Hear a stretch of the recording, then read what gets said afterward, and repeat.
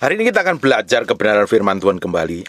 Bapak Ibu, kita harus membangun hubungan baik kepada semua orang. Karena Tuhan itu tolong kita itu selalu pakai orang lain di sekitar hidup kita. Tuhan akan koneksi kita dengan orang-orang tertentu ketika kita menghadapi masalah, dan orang-orang tersebut bisa dipakai Tuhan menjadi kepanjangan tangan Tuhan untuk menolong kita. Bahkan Tuhan bisa pakai siapapun juga, bisa mengkoneksi kita dengan orang-orang tertentu, mempromosi kita, memberkatin kita, bahkan membuka jalan. Tidak terkecuali dengan keluarga kita, dengan orang tua kita dan keluarga, sanak famili, bahkan mertua kita. Makanya kita ini harus membangun hubungan yang baik.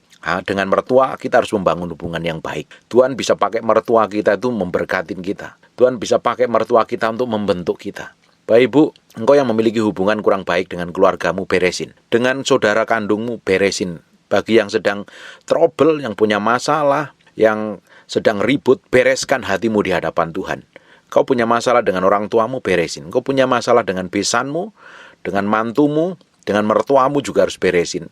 Kita harus membangun hubungan yang baik dengan keluarga kita, terutama keluarga dekat kita. Bagaimana mungkin kita ini bisa jadi berkat di tempat lain, tapi kalau dengan keluarga itu gegeran dan berantem.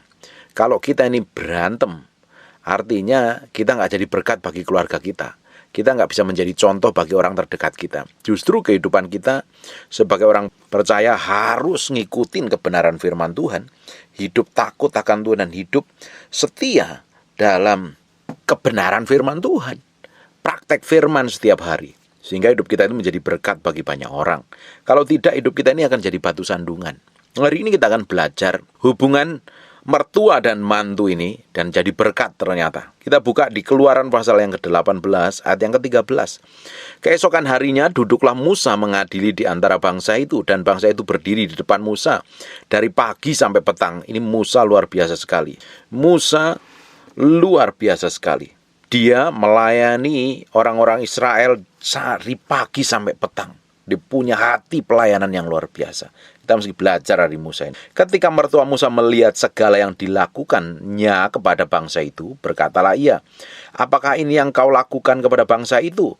Mengapa engkau seorang diri saja dan yang duduk, sedang seluruh bangsa itu berdiri di depanmu dari pagi sampai petang? Ngantri minta dikonseling ini bangsa ini. Minta diselesaikan masalah, dibantu permasalahannya supaya selesai.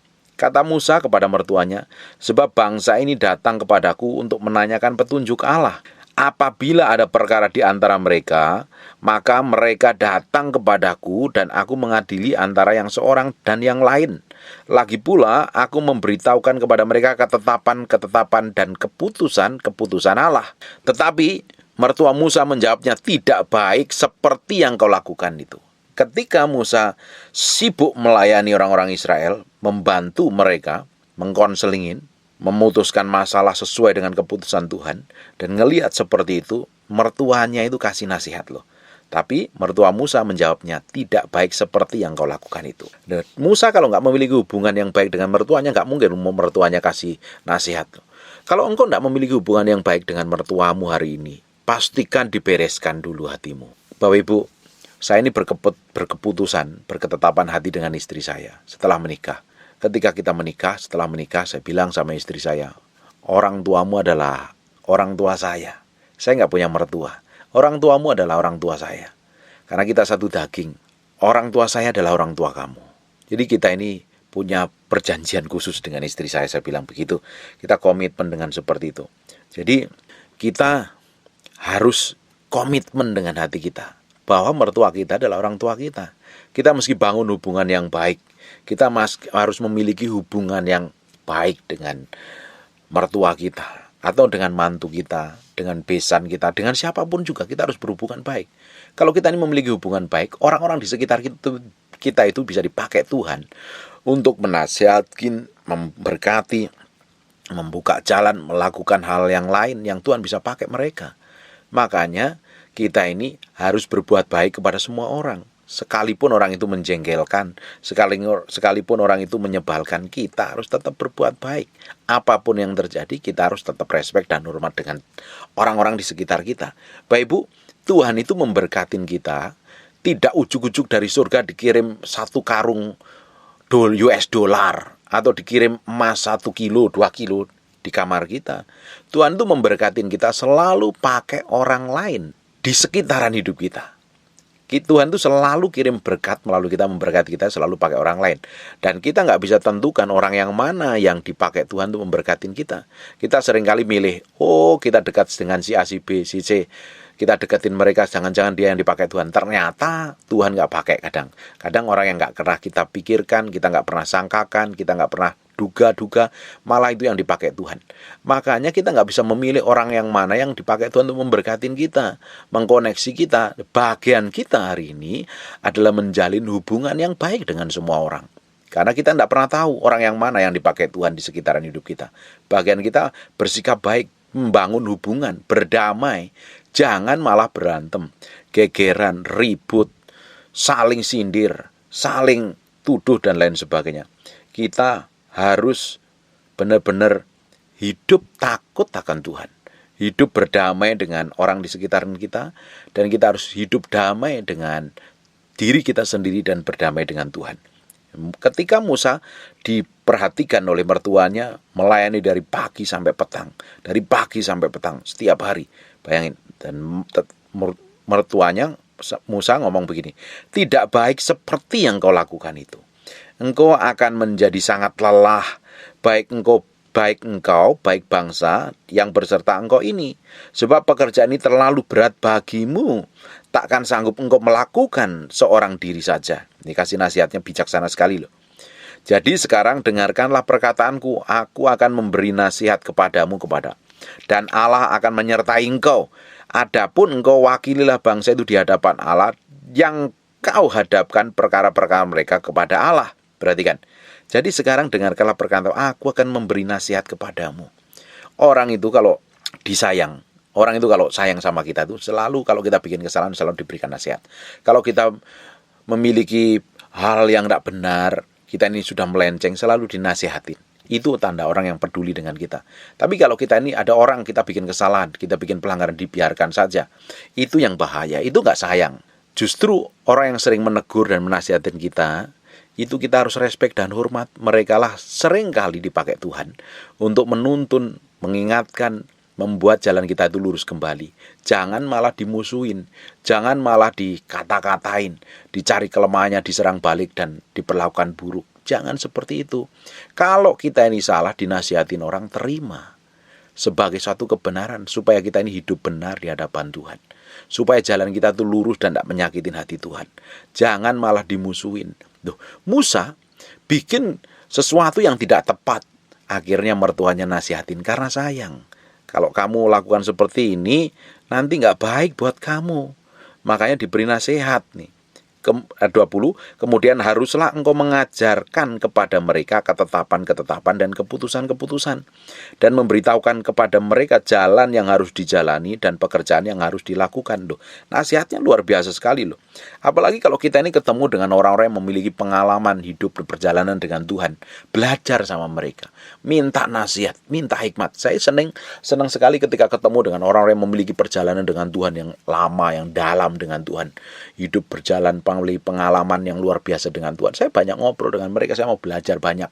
Karena orang-orang begini adalah orang yang memiliki hikmat, pengertian, dan pengetahuan. Kita mau belajar banyak dengan orang yang hidupnya takut akan Tuhan. Diberikan nasihat nih, mengajarkan kepada ketetapan-ketetapan, keputusan, memberitahukan perjalanan yang harus dijalanin, dikasih step-stepnya, ngajarnya. Tuh nasihatnya itu sangat membangun sekali. Perhatikan ayat 21, di samping itu kau carilah dari seluruh bangsa itu orang-orang yang cakap dan takut akan Tuhan.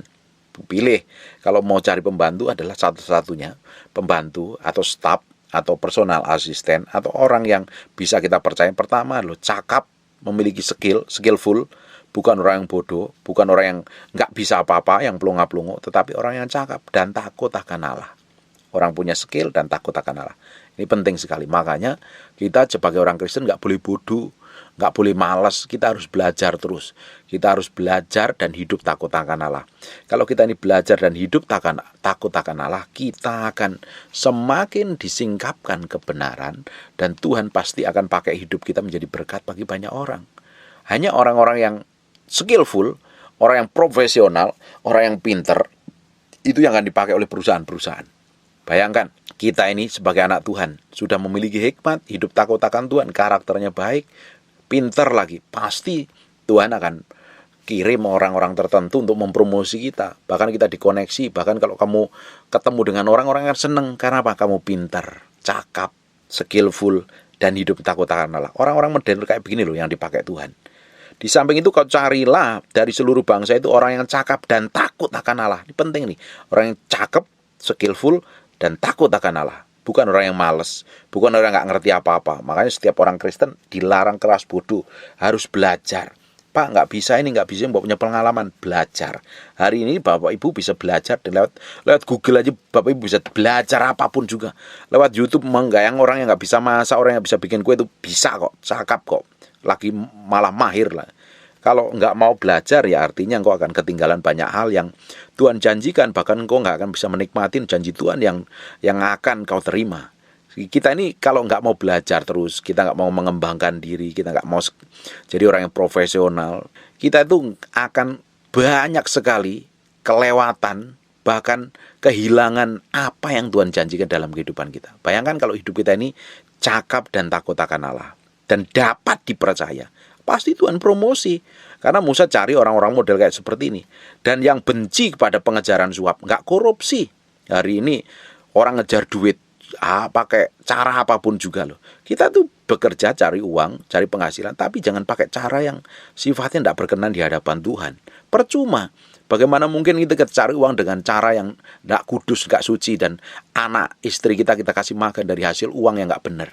Bayangkan apa yang mereka akan alami di masa yang akan datang. Loh, mereka akan terima makanan-makanan yang dari uang yang nggak kudus loh. Engkau akan sendiri berurusan dengan Tuhan loh. Makanya kita harus jujur. Jadi orang boleh bekerja, boleh berbisnis, beraktivitas apapun juga. Sampai hari ini pun saya masih punya usaha. Tetap bekerja dengan jujur. Jangan korupsi, jangan suap, jangan cari uang dengan cara yang tidak benar. Tempatkanlah mereka di antara bangsa itu sebagai pemimpin 1.000 orang. Luar biasa nggak hikmatnya? Hikmatnya Yitro itu luar biasa loh. Mereka punya hubungan yang baik, makanya dia bisa menasihatkan Nabal sampai detail begini loh. Suruh cari orang yang cakap, yang takut akan Tuhan, yang dapat dipercaya, yang nggak gampang disuap. Jadi jujur bener nih. Mereka dipromosi kalau orang dapat seperti ini ya. Kalau orang ini pingin dipromosi, pertama harus cakap, skillful, profesional, tanggung jawab, dan hidup takut akan Allah. Dan dapat dipercaya, yang nggak makan suap. Orang model kayak begini pasti akan dipromosi. Tempatkanlah mereka di antara bangsa itu menjadi pemimpin 1.000 orang. Pemimpin yang terkecil itu 1.000 orang. Pemimpin 1.000 orang itu pemimpin yang besar termasuk. Terus pemimpin 100 orang. Pemimpin 50 orang. Dan pemimpin 10 orang. Ini seperti tingkatan RT, tingkatan wali kota, tingkatan bupati, dan lain sebagainya. Ini yang saya rasa ini cara kepemimpinan yang dipakai pemerintahan hari ini. Ini luar biasa loh hikmatnya Yitro ini. Sampai hari ini dipakai di mana-mana. Luar biasa nggak ini? Makanya bangun hubunganmu yang baik dengan mertuamu. Pak, mertua saya itu bawel, cerewet. Ya tetap bangun hubunganmu. Doainlah mereka. Apalagi kalau mertuamu hidup takut akan Tuhan. Makin kamu bangun hubungan yang baik, hikmatnya akan melimpah. Apalagi kamu memiliki mertua, atau orang tua, atau besan, atau mantu, hubunganmu yang baik dengan orang, mereka memiliki hidup takut akan Tuhan, hidup memiliki pengalaman dengan Tuhan, hikmatnya pasti luar biasa. Bangun hubungan seperti itu yang baik. Dan sewaktu-waktu mereka harus mengadili di antara bangsa, maka segala perkara yang besar haruslah dihadapkan mereka kepada perkaranya besar dihadapkan kepada Musa. Tetapi segala perkara yang kecil-kecil diadili mereka sendiri. Kalau masalah kecil-kecil diadili mereka sendiri. Dengan demikian mereka meringankan pekerjaanmu dan mereka bersama-sama dengan engkau turut menanggungnya.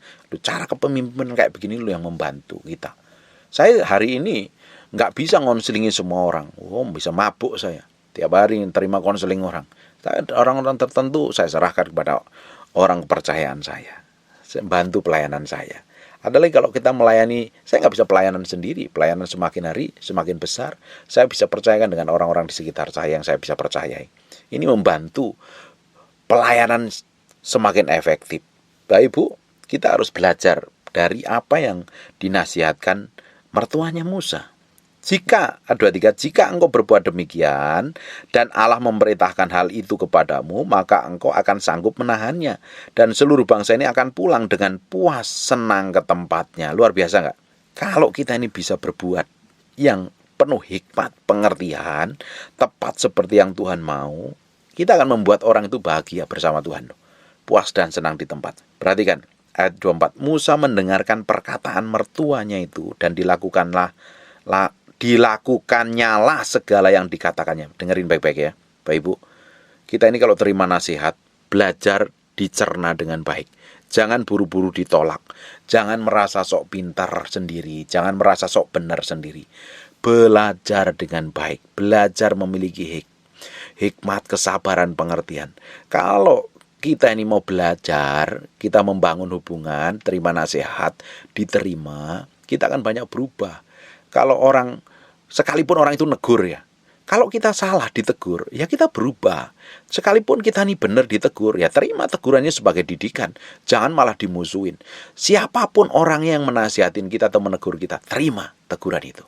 Kalau yang ditegurkan itu nggak tepat, kita nggak ngelakukan tapi ditegur, diam aja.